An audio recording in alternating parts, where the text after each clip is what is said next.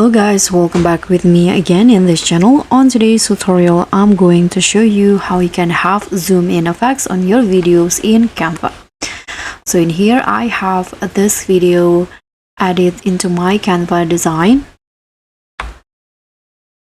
And as you guys can see here, that the video is only static, but I want to make it more dynamic by adding zoom in effects. So what you need to do here is just tap on this duration and go to where you want the zoom in to start.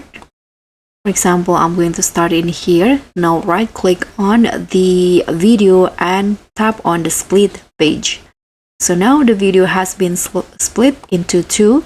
Now you can just select the second video in here and then just enlarge it or adjust the size by zooming it in. So you can just double click on the video and enlarge it like this.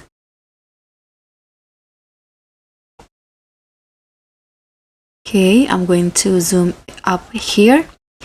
And after that here, if you want to make it smoother, you can go in between the page and add transition. Tap on add transition and go with the match and move option like this. And let's see the result.